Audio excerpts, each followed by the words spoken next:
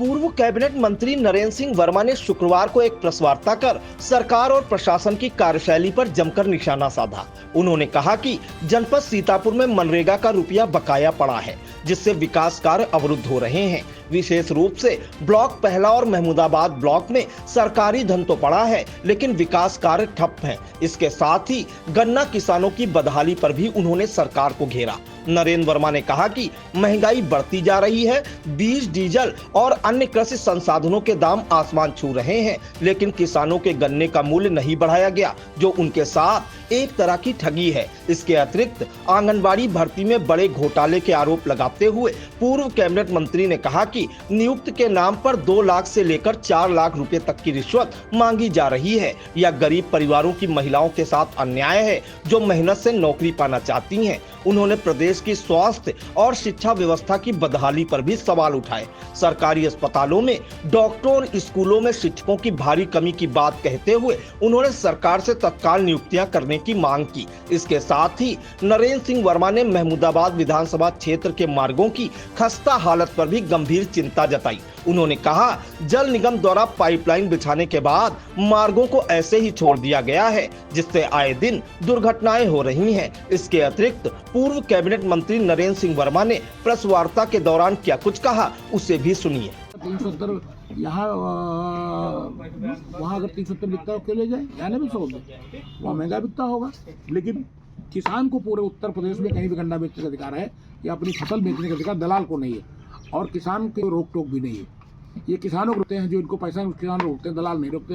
दलाल की सेटिंग है मिलकर अधिकारियों की पैसा लेते हैं, कोई बना हुआ है, दलालों को बांध रखा। बड़े बड़े दलाल हैं, गन्ना माफिया, और ऊपर की गन्ना माफियाओं को पकड़ेंगे, ये करेंगे, वो करेंगे, कुछ नहीं। गन्ना माफिया शाम को आप देख लीजिए, आज देख लीजिए, अब तो मिल बंद होने न हो, शाम में देखिए 250 कुंटल टाला जा रहे हैं, और रोड में इधर जा रहे हैं, बैरेज जा रहे होंगे, पैसा लेते हैं, किसान को नहीं रोक सकते। और सर, जो दूसरी बात आपने कही कि सड़कों को जो पैसा आता है वो इसलिए आता है कि जिस तरीके से खुदी है पाइपलाइन के लिए, वो बहु उस तरीके से सड़क को बना के दिया जाए। नहीं, जल निगम के जो एस्टीमेट में प्रावधान है जी, रोड कटिंग का एस्टीमेट में बजट का प्रावधान है कि जितनी सड़क आप खोदोगे उसको उसी में मेंटेन करके आपको देना है, उसी तरीके बना करके दे, उनको पैसा दिया जाता है जल निगम को। इसके लिए एस्टीमेट प्रावधान है।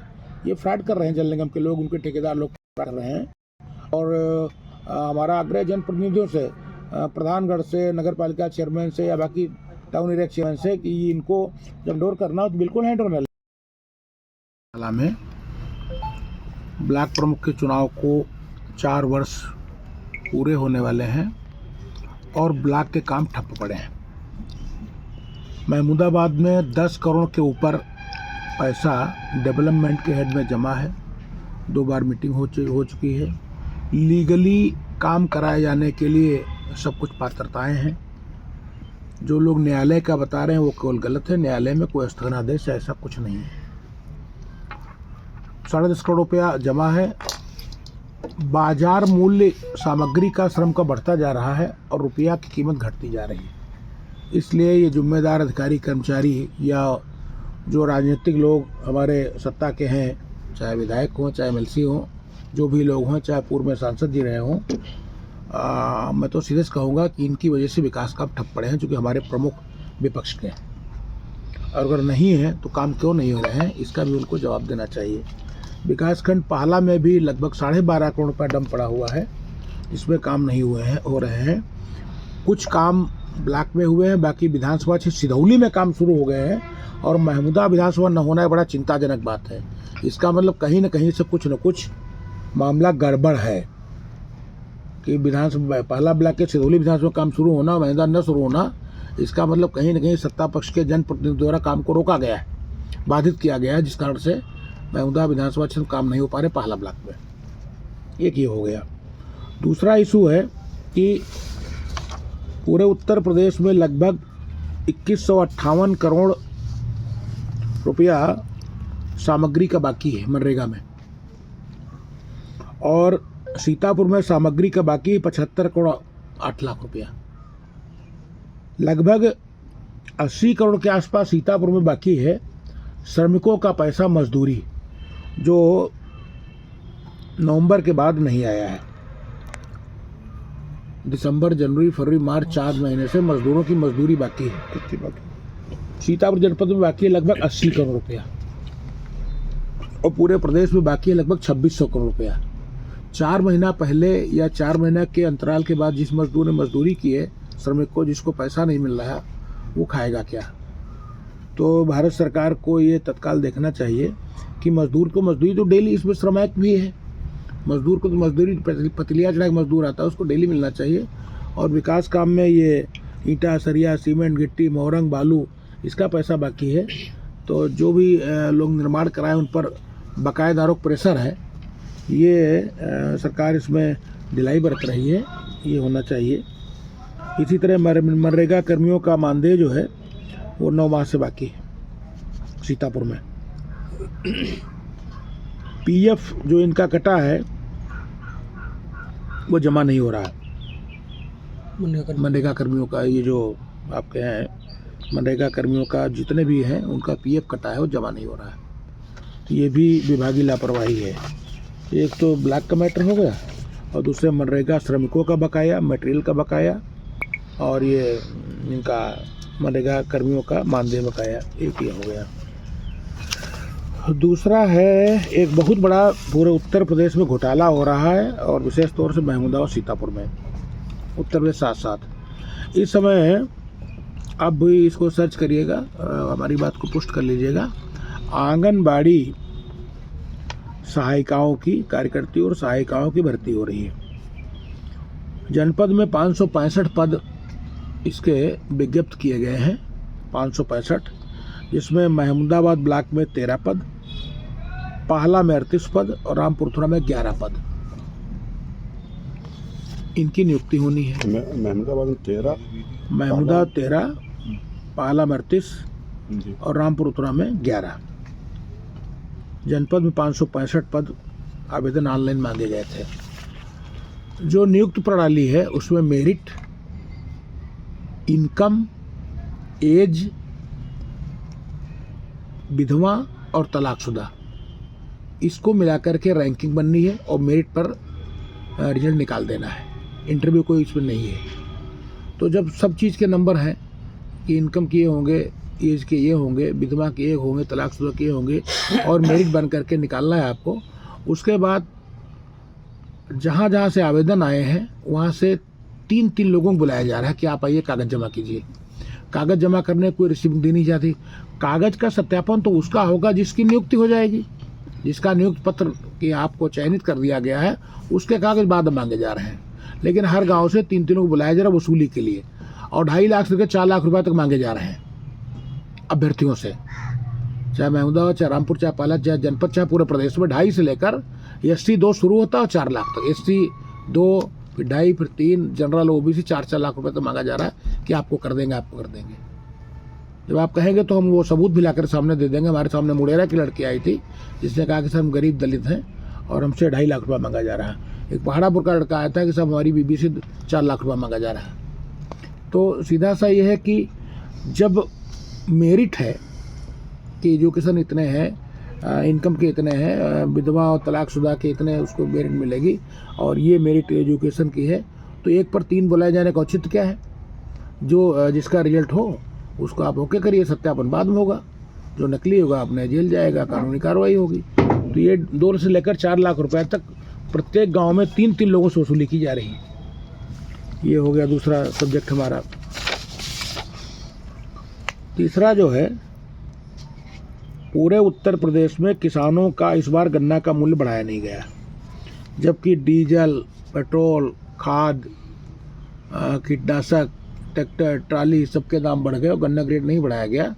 इसलिए किसान जो है उदास होकर गन्ने की खेती भी लगातार कम करता जा रहा है। ये हो गया। और एक सबसे बड़ा पूरे उत्तर प्रदेश में, पूरे जनपद में बहुत बड़ा घोटाला हो रहा है जल जीवन मिशन में, चाहे नगर हो चाहे देहात हो।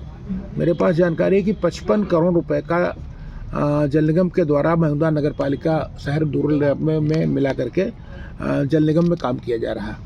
सड़कें खोद दी गई बनी बनाई और पाइप डालने के बाद उन सड़कों की मरम्मत नहीं की गई, जबकि रोड कटिंग का पैसा इनको दिया जाता है टेंडर में।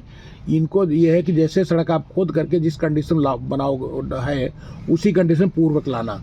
तो नगर पालिका में भी है और रूरल एरिया में कहीं भी आप चले जाइए, सब जगह सड़कें खुदी पड़ी हैं, खोद करके पाइप डाल करके वो केवल मिट्टी डाल दी है, वो गड्ढे हो गए हैं, चलना मुश्किल, कहीं आदमी का पैर टूट रहा, कहीं औरत का, कहीं बच्चे, कहीं जानवर, लोग गिर रहे हैं।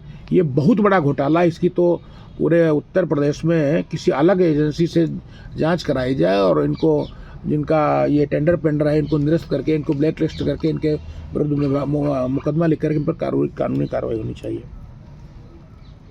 इस पर हम मनरेगा वाली इस पे हम मुख्यमंत्री जी को पत्र भी आज भेज रहे हैं, ये जो आंगनबाड़ी में ठगी हो रही है। तीसरा, हमारे महमूदाबाद में स्कूलों में और अस्पतालों में ना तो डॉक्टर हैं और ना मास्टर हैं। मास्टर मैंने अध्यापक, हमारे गुरु जी। महमूदाबाद में लगभग 2.5 साल से ना हमारा हड्डी डॉक्टर ना हमारा चाइल्ड स्पेशलिस्ट है, और सत्ता में बैठे लोग तमाशा देख रहे हैं और दलाली और वसूली कर रहे हैं सब जगह। अस्पताल आज भी मुर्तजा नगर, आइबनपुर और तमनापुर ये बंद पड़े हैं, लिखापड़ी बंद पड़े हैं।